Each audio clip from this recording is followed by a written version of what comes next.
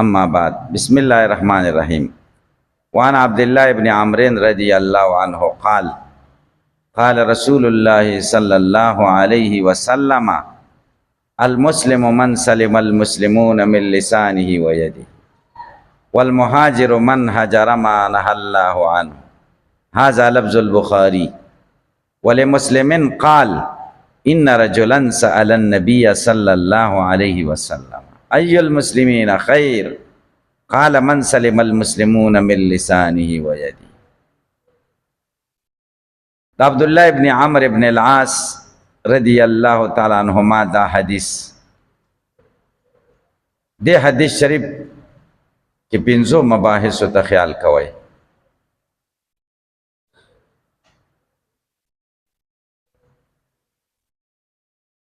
اول باس احوال دراوی دا حدیث شریف،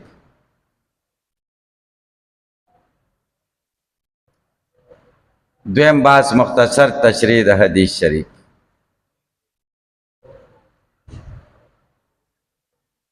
دریم باس ما هو المقصود من الحدیث، دا حدیث شریف مقصد سرے، اور صاحب مشکات دا حدیث کتاب الایمان کے والے ذکر کر دا سم غرض دے. سلورم بحث حل دا الفاظ مفردہ و اعتراضات و جوابات.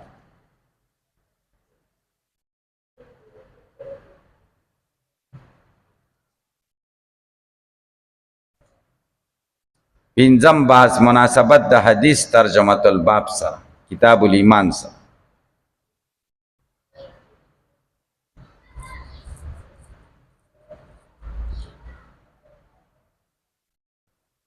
اول بحث احوال دا راوی دا حدیث شریف. دا دے حدیث شریف راوی دا سیدنا عبداللہ ابن عمرو ابن العاص ابن وائل ابن ہاشم ابن سعید ابن سہم.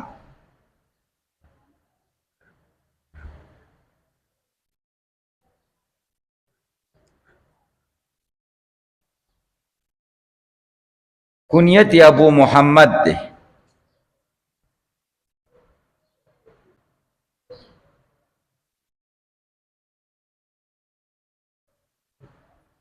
دا پلار نای مخ کی ایمان راوڑے دے عمرو ابن العاص.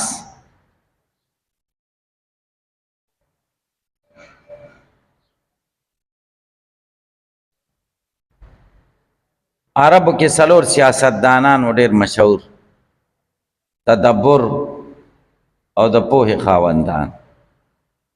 یو حضرت معاویہ رضی اللہ تعالیٰ عنہ، یو حضرت عمرو ابن العاص رضی اللہ تعالیٰ عنہ، اور یو مغیرہ ابن شعبہ.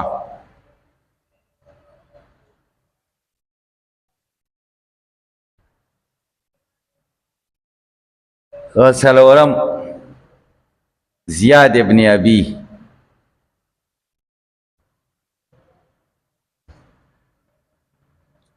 عبداللہ ابن عمر دا پلار نہ صرف 12 کالا کشر و دا دا خصوصیت. یولس نیم کالا پلار دی یولس نیم کالو پا عمر و چی وعده یو او شپک میاشتی که دے پیداش. لیکن اقل مدد حمل سمرا دا شپک میاشتی نو پلار دا 12 کالو شو او دے دو شو دے پیداش نو پلار تی سمرا مشر سو 12 کالا تی مشر. دا دا خصوصیت.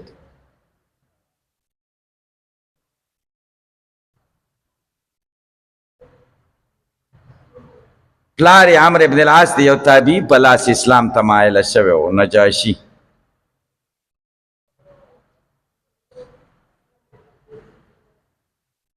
اقصر تبع کوم عمرو ابن العاص پا حالات.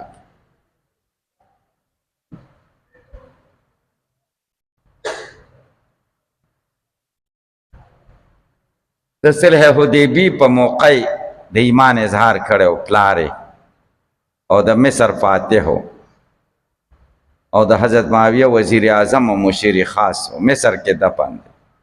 مصر کے غر جماعت دے جامع عمرو ابن العاص. زویم ورسر التخاق دے عبداللہ.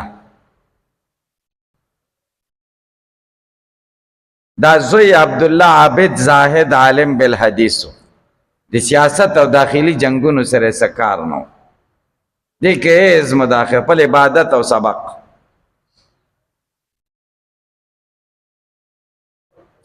رسول الله صلی الله علیه وسلم ورته دا حدیث د لیکلو اجازت کړو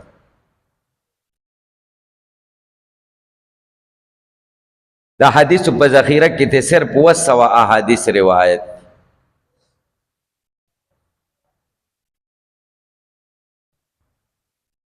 پنځش په ته هجری یا دریا او یا هجری کې وفات شوه مصر کې دفن دی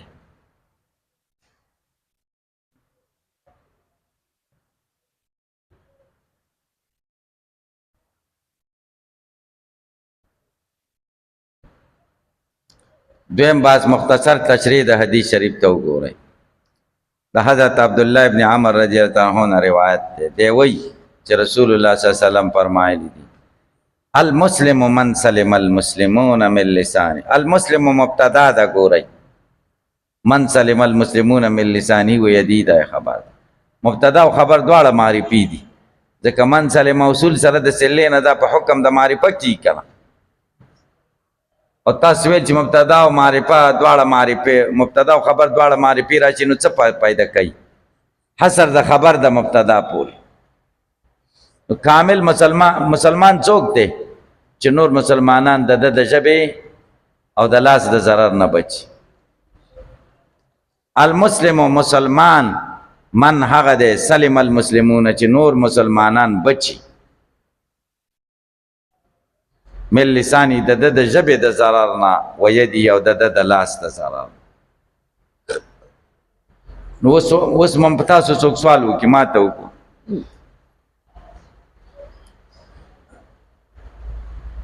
چې مسلمان ته په لاس یا جبه ضرر رسوي نو بیا خو د حدیث دا مطلب شو چې هغه مسلمان نه دی که هغه څه دی چې که مسلمان څوک دی چې نور مسلمانان د جبې او د لاس د ضرر نه بچي او که نه یې بچه مسلمان نشي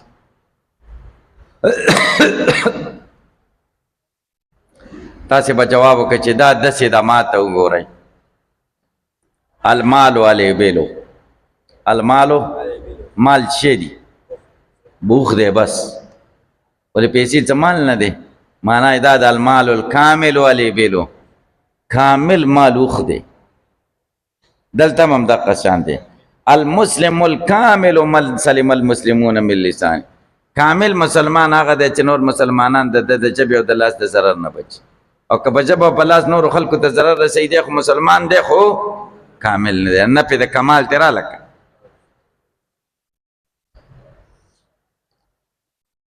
والمهاجر مهاجر من هغه څوک دی هجره چې پرېږدي ما هغه څه نه الله عنه چې خدای ته منع کړي خدای چې د څه نه منع کړي د هغه پرېږدي دې ته مهاجر وایي اصلي مهاجر خدای ته وایي چې وطن پرېږدي خو اصلي مهاجر وایي هغه دی چې هغه څه پرېږدي چې خدای ته منع کړي چې ګناهونه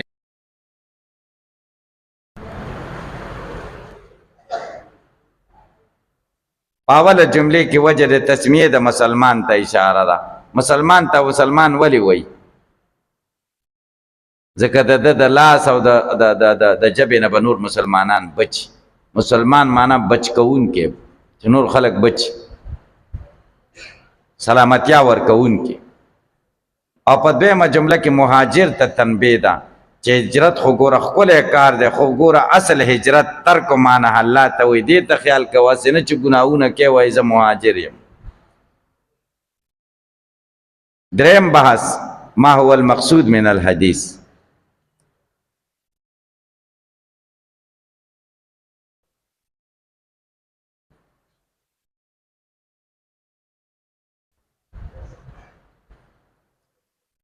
مقصد د حدیث رد دی په مرجع او متکلمینو چې ایمان مرکب نه ګڼي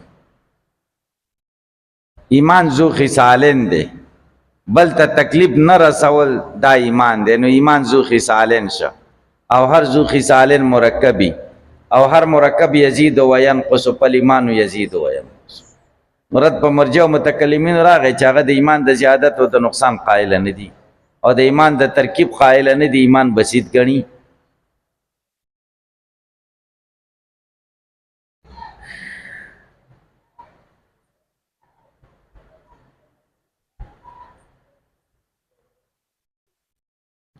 څلورم بحث حل د الفاظ مفرده و اعتراضات او جوابات.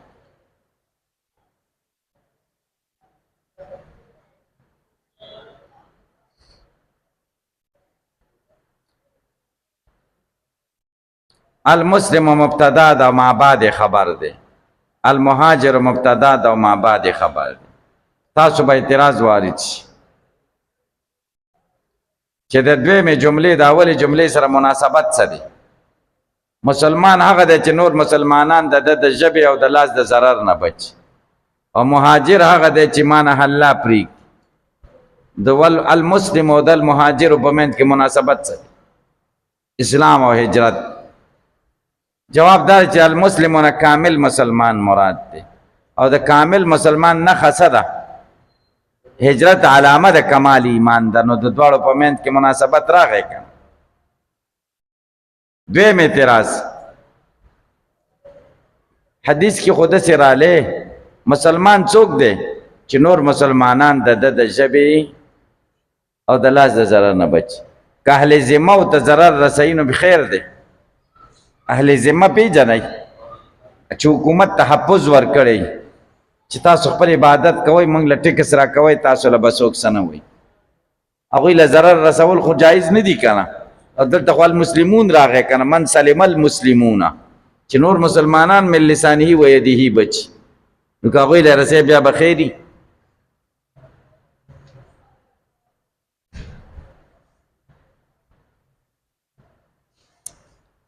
او یا څاروو ته رسوي نو خیر به ضرر، او څاروو ته ضرر رسول خیر دی.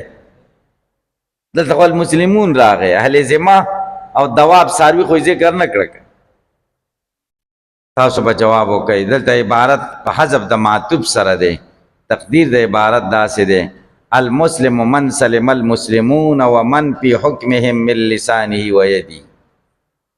مسلمان هغه دی چې نور مسلمانان او هغه څوک چې د مسلمانانو په حکم کې د ژبې او د لاس د ضرر نه بچ. او اهل ذمه خو د مسلمانانو په حکم کې دي، په ضرر او نه پکې. ځکه رسول الله صلی الله علیه وسلم فرمایلی دي: دماؤهم کا دمائنا و اموالهم کا اموالنا. د دې وینې داسې دي لکه زمونږ وینې، او مال یې داسې دی لکه زمونږ د مال حفاظت کوئ، نو د دوی د مال حفاظت هم.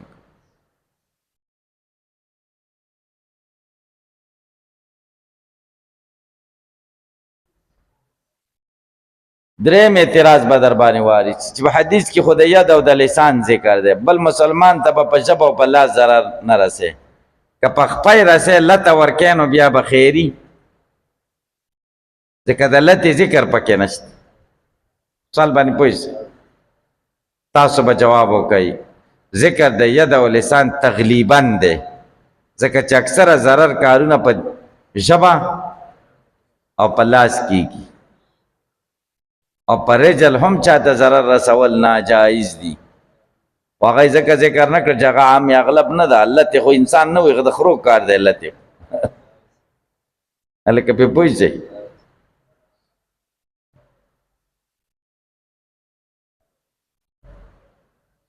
څلورم اعتراض لسان د ید نه ولې مخکې که؟ کامل مسلمان هغه دی چې نور مسلمانان د ژبې الله د ضرر نه بچي. ژبه ولې د لاس نه مخکې؟ تاسو به جواب وکئ. ایذا د ید، ایذا د لسان دا د ایذا د ید نه اکثره ده.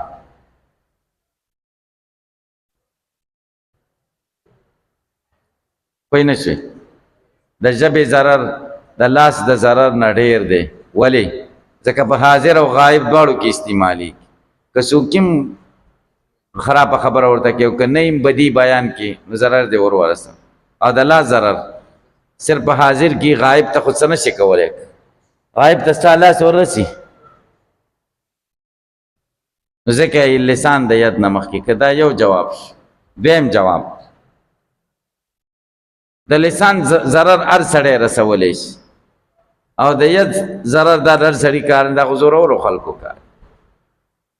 هغه افراد چې د ژبې ضرر رسوي هغه غریب او زورور او کمزور ټول ژبې ضرر رسولی شي. کور کې هر سړی یا په بار مجلس کې هر سړی خلکو له کنځلې کولی شي په ژبې، او د لاس ګزار هر سړی کولی شي.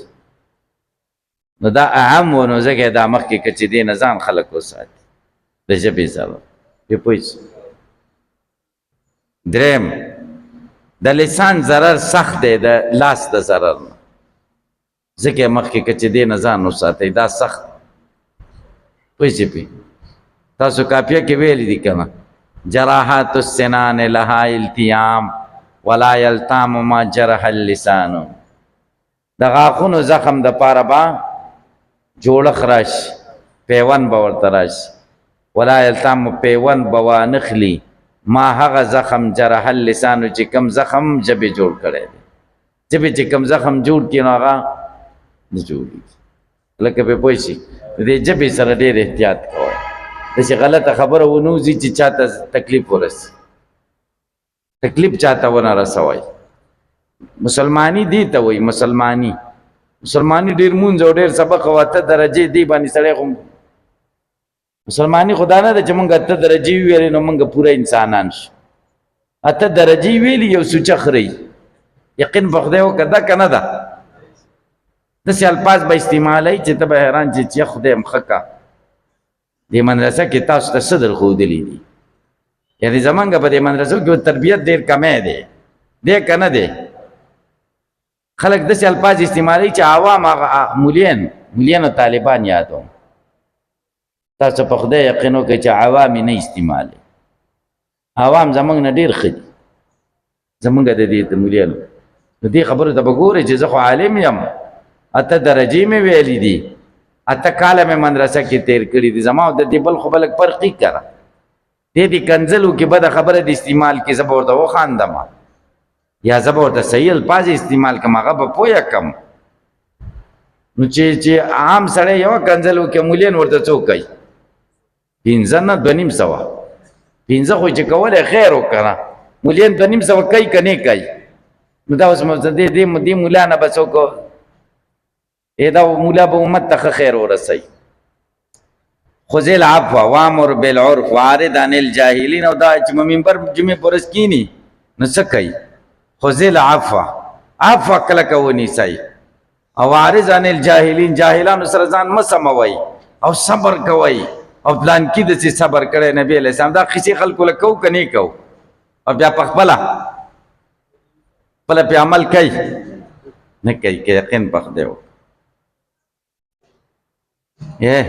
پرون یو مولا بیان راته چا ولګوی، ته دا لږه واوره. او برګه پګړۍ تړلې د برګې تا چې اورېدلی دی هغه څه یې ویلي. دا د مسلمان خبرې دي، هسې تاسو ته تپوس کوم. دا د یو مسلمان خبرې داسې دي او ناست هم په منبر دی که نه؟ یا خدایه د جمعې بیان. او زه حیران یم دې خلکو ته چې دا ورپسې راپاڅي نه چې راویې غورځوي. یقین په خدای وکړه دا عوام ډېر ښه خلک دي، د مولیانو ډېر قدر. خلک وایي د مولیانو عزت نشته، خلک وایي د مولیانو عزت کم شوی. دا ډېر زبردست خلک دي د عوام. یقین په خدای وکړه دا د علماو ډېر عزت کوي. چا که نور څوک یقین په خدای وکړه چې دی راغورځولی وی چې خدای دې ښه کا. ته موږ له ښې خبرې وکړه، دا خو ته ناز د څه دپاره اصلاح خبرې موږ ته وکړه چې موږ دروغو نه څنګه بچ شو، حسد نه، حرام خورۍ نه څنګه بچ شو، د الله بندګان څنګه جوړ شي. دا خبرې د اصلاح خبرې. حالات حاضره باندې خو په جمعې بیان بالکل په کار نه دی. یعنې زه خو قصې نه کوم، یقین زه یو په بیان کوم، او په ګرمۍ کې بیا کله چوټي بیان سره کوم نه، بس صرف خطبه وویم چوټي. یقین به خدای وکړه ځکه زه ځان له سوچ وکړم چې زه څنګه یم، زه دوی له اوس بیان وکړم، یقین ما ته حیا راځي. اکثره مې بیان ذهن کې چې دا بیان به کوم، بیا هلته کمرې ته لاړ شم سنت کوم، چې ورته سوچ وکړم داسې لږ متوجه شم، بیا زه وایم مړه بس ورکې که بس زه دوی له اوس دا خلک قسم په خدای ما نه ډېر ښه دي، زه شرمېږم چې دوی له بیان کوم، هېڅ ته ونه کړم. یقین په خدای وکړه زه ور نه شم. بیا وروځم زه خلکو کس ته ویم ورته وایي چې سنت وکړئ. بس یقین په خدای وکړه چې داسې ده. پاو بیان کوم یو پاو بس چې څه ماله فایده او دوی له هغه خبرې کوم، قصې مسې نه کوم. او ورته وایم چې د فرعون قصې د نمرود قصې دا په ترجمو کې به کوو د خیره. د جمعې بیان خو 15 منټه د فرعون قصه پکې خلاصېږي. بس موږ له اصلاح نه پس خبرې پکار دي چې موږ سم شو. موږ مولین خو جوړولګي چې د پلانکې داسې د پښتانکې داسې پلانکې ډله داسې د پلانکې او عوام زه پوهیوم نو خپله خو دې داسې پوهه دی چې وایي که نه چېرته دا مه کوئ ولې د عوام به څوک پوهیي. نه موږ تاسو ته ګورئ ډېر دغه پکار دی. داسې ده که نه ده اصلاح پکار ده. دې خولې سره ګورئ یو مولا د یو مولا خبرې ټولو مدرسو ته منسوبېږي، ټولو علماو ته منسوبېږي، ټولو پټکو ته منسوبېږي. و یو غوا چې په غوجل کې متیازې وکړي نو ساز کې ټولو ته ورسېږي. نو ګورې بیا خلک خو دې له نه ګوري چې دا څوک دی، دته څه ورځي دا مولا دی، دی په نحو امیر پوهېږي. خلک خو دې ته نه وایي غټ پټکی تړلی دی که نه.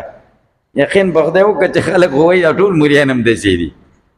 دا موږ او تاسو له ډېر احتیاط پکار دی. ګورئ کورنۍ زندګۍ کې ډېر احتیاط کوئ، معاشرتي زندګي کې د مور او پلار ډېر خیال ساتئ، ډېر خیال ساتئ ډېر. یعنی چې ستاو د بل رور کې ستاو د بل کس کې چې هغه سبق نه دی ویلی د ځمکې او د اسمان فرق تاسې پرې پوه شئ. باید موږ او تاسې داسې زندګي وکړو. څوک یوه زیاته خبره وکړي ودرېږي که نه موږ او تاسو باید صبر وکړو، الله دپاره صبر وکړو، الله دپاره چې الله دا خو نه پوهېږي د سره زه اوس تیزي وکړم نو شی به ترې جوړ شي. باید چې څه موږ عفو ورته وکړو چې بس خیر دی هېڅ خبره نشته ما معاف کړی. تحمل او برداشت ځان کې پیدا کوي. برداشت د خبرې د اورېدلو طاقت چې څوک درته خبره وکړي چې دا نقصان تا کې دی او پرې سم شي چې کافر بچیه د عالم بې عزتي دې وکړه او ښځه در باندې طلاقه شوه، دا به نه کوو. وایي به ټیک ته بس دا خبره به ما غلطه کړي زه به د ځان اصلاح وکړم. دا برداشت ځان کې پیدا کوي. نو انشاءالله خبره به ژوند به هم ډېر ښه تېرېږي. او که داسې همیشه به خفه وي او څه ته جوړوي څوک سمولی نه شو چې دغه شي. یقین وکړه دا ټول زړونه چا په قبضه کې دي؟ خدای په قبضه کې دی. یقین په خدای وکړه د خدای په قبضه کې. صحیح ده.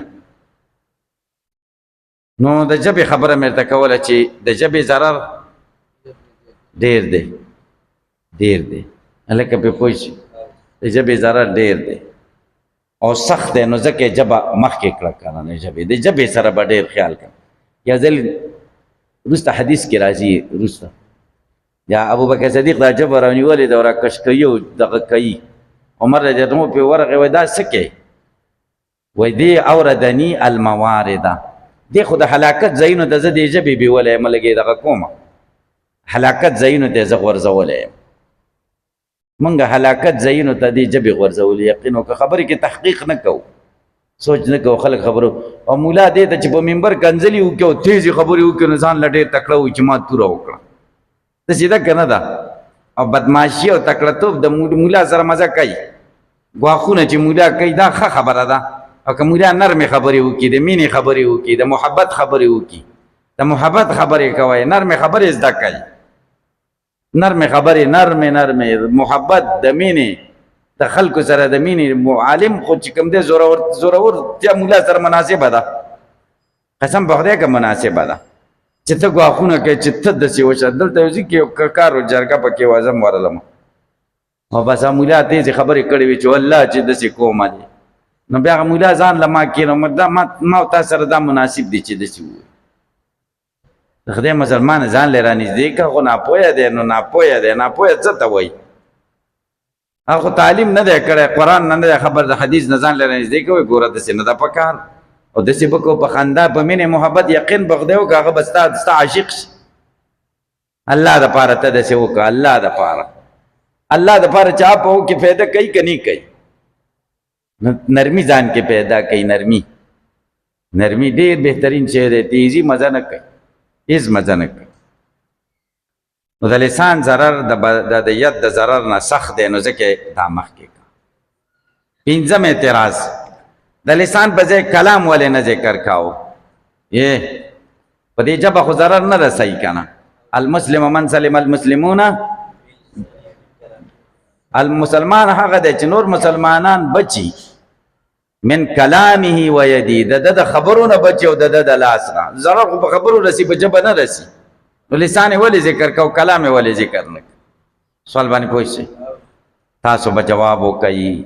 لسان یې ځکه ذکر کړ چې د لسان ضرر عام دی او د کلام خو خاص دی. کلام خو صرف خبرې ته وایي او لسان خبرې ته هم وایي او د ژبې ټکړې ته هم وایي. کله کله یو سړی ضرر ورسوي بل ته خبره ونه کړي، په ژبه یې ورولي. څنګه هغه تیر شي، هغه نور دله وګوره. صحیح ده. داسې کوي که نه کوي؟ هغه له دې ضرر ورسو که نه، او خبره دې استعمال نه کړه. نو ګوره رسول الله صلی الله علیه وسلم خبرې د حکمتونو نه ډکې دي. لسان ذکر که کلام ذکر نه که، چې د کلام د ضرر نه ځان ساته او ژبه مه راوباسه چې دله وګوره. تاسې په خبره پوه شئ. د حدیث شریف دوه جملې دي. په اوله جمله کې الشفقة علی خلق الله، د خدای په مخلوق نرمي کوئ. د خدای په مخلوق نرمي کوئ. او په دویمه جمله کې اشاره ده تعظیم لامر الله ته. والمهاجر من هجر ما نهى الله، خدای چې څه نه منع کړی هغه نه ځان وساته. نو دې کې تعظیم لامر الله شو. د دین دا دین د دې دوه خبرو مجموعه ده. الشفقة علی خلق الله والتعظیم، د خدای د امر تعظیم کوه، د خدای په مخلوق شفقت کوه، د خدای د پاره کوه، د خدای د پاره شفقت کوه.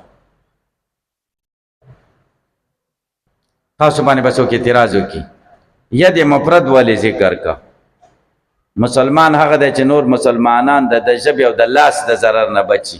نو که په دواړو لاسونو یې دشي وهي نو بیا خیر دی، ځکه ید مفرد ذکر کړی که نه. غیر مقلدین زمونږ ورونه دي، خیر دی، خو هغوی داسې لاس ورکوي. کتلی دی حدیث کې ید راغلی دی، نو ورته دلته هم حدیث کې ید راغلی دی، سره به څه کوي؟ که په دواړو ووایي نو خیر دی، ځکه ید راغلی دی. تاسو به جواب وکئ. کوم اعضا چې په بدن کې دوه ذکر دي، هغه چې مفرد ذکر شي دواړه مراد دي. هغه چې مفرد ذکر شي، لکه ته وایې نظرت بعیني، دته مې په سترګه وکتل. دا یوه دې پټه کړې وه، په یوه دې وکتل، نه که په دواړو دې کتلي. نظرت بعیني دا معنا ده په سترګو مې ورته وکتل، په سترګو. عین خو دې مفرد ذکر که، خو دواړه ته مراد دي. مراد دې څه دي؟ دواړه. ګورئ دې حدیث ته تاسو وګورئ. هذا لفظ البخاري، دا د بخاري لفظ دی. ولې مسلمین د امام مسلم دا لفظ دی. قال ان رجلا سأل النبي صلی الله علیه وسلم، یو سړي د نبی کریم صلی الله علیه وسلم نه تپوس وکړ، ای المسلمین خیر، او مسلمانانو کې کوم مسلمان غوره دی؟ قال نبی علیہ السلام ورته وفرمایل من سلم المسلمون من لسانی، هغه چې نور مسلمانان بچي د د ژبې د ضرر نه او د لاس د ضرر نه. نو دې کې تپوس په طریقې سره مسلم کې د تپوس روایت. اوس به په تاسو اعتراض وارد شي چې تپوسونه خو د نبی علیہ السلام نه خلکو ډیر کړي او نبی علیہ السلام مختلف جوابونه ورکړي. څنګه؟ دلته نبی علیہ السلام نه چا تپوس وکړ چې کوم مسلمان غوره دی؟ نبی علیہ السلام ورته وفرمایل من سلم المسلمون من لسانه و یده. بل ځای کې ته تپوس کوي ای الاسلام خیر، کم اسلام غوره دی؟ نبی علیہ السلام ته ان تطعم الطعام وتقرأ السلام، چې خلکو ته خوراک ورکي او سلام اچي. بل ځای کې ته تپوس کیږي ای الاعمال افضل، کم عمل غوره دی؟ نبی علیہ السلام ورته وایي الایمان بالله. سوال یو دی او جوابونه بیل بیل دي. دا ولې؟ تاسو به جواب وکئ. تعدد د جواب په اعتبار د حالاتو د سائلینو سره. سائلینو ته نبی علیہ السلام کتل چې دا کمی دی پکې، حق شان جواب پې وکړ. لکه ډاکټر ته یو سړی لاړ شي، ورته وایي سر مې خوږېږي، هغه له یو شان ګولۍ ورکړي، ته ورسره ناست دي. بل راشي وایي سر مې خوږېږي، هغه له بل شان ګولۍ ورکړي. بل راشي وایي سر مې خوږېږي، هغه له بل شان ګولۍ ورکړي. ته چې اخره کې تپوس وکړي دا څنګه چل دی؟ هر یو راغی وایي سر مې خوږېږي او تا بدلې بدلې ګولۍ ورکولې، دا څه کې؟ ابا درته وایي چې یو ویلې سر مې خوږېږي نو علامونه دا معلومېده چې د ده معده خرابه ده. سر یې د څه نه خوږېږي؟ ما د معدې ګولۍ ورکړي. دا بل چې راغی چې سر مې خوږېږي نو د علامونه دا معلومېده چې خوب یې نه دی کړی، ما د خوب ګولۍ ورکړي. دا دریم چې راغی چې سر مې خوږېږي نو علامه یې دا ده چې بلډ پریشر نه دا سر خوږېدل، بلډ پریشر ګولۍ مې ورکړي. هلکه پې پوه شوې حالاتو د خلکو ته وکتل مقشانې علاج بدل بدل وکړو سوال یو دی نبی کریم صلی الله علیه وسلم خو حکیم و د خلکو حالاتو ته کتل مقشانې علاج به یې کاو نو علما هم حکما دي د پیغمبرانو وارثان دي دوی هم باید داسې بیانونه وکړي چې د خلکو ته د څه شي ضرورت دي معاشره کې چې د څه شي کمی وي دا به نه وایي چې تاسو کې د خر بچو دا چل دی بعضې مولیان داسې شته وایي یقین وکړه تاسو داسې یې او تاسو داسې یې دا موږ او تاسو کې به دا کارونه وایي څنګه اول ورسره ځان یادوه موږ او تاسو کې به دا شل څنګه راشي دا نقصان به موږ او تاسو څنګه اصلاح کړو دې معاشره کې ډېر دی دا به نه وایي پلان کې دی او یا داسې چل دی اشاره به نه کوي موږ او تاسو ګوره فرعون موسی علیه السلام او هارون علیه السلام ته خدای څه وایي فرعون باره کې قولا له تاسو دواړه هغه ته نرمه خبره وکړئ ایو بادشاه له چې عالم بیان تیز تیز کړی و او بادشاه ورته څه ویل نفت العرب کې قصه ده که نه هغه ورته وایي ګوره ته د موسی نه زیات واعظ نه یې او زه د فرعون نه زیات کافر نه یم لږ نرمي کوه یقین وکړه که دا عوام موږ له ووایي چې موږ د فرعون نه ډېر کافران یو او ته د موسی علیه السلام نه ډېر خواخوږی یې لږ ګزاره کوه بیا به موږ ورته څه وایو صحیح ده گزارہ و تحمل بزان کے پیدا کوئی انشاءاللہ پینزم بحث مناسبت دا حدیث دا کتاب الایمان سرا حدیث کی دا مسلمان دا ایمان او دا اسلام علامی ذکر دی چنور لبزرر نرسائی او دا معنی حلان بزان ساتی او وزد کتاب الایمان هم دقا دا پارا شوی دا کتاب دا پا بیان دا ایمان او دا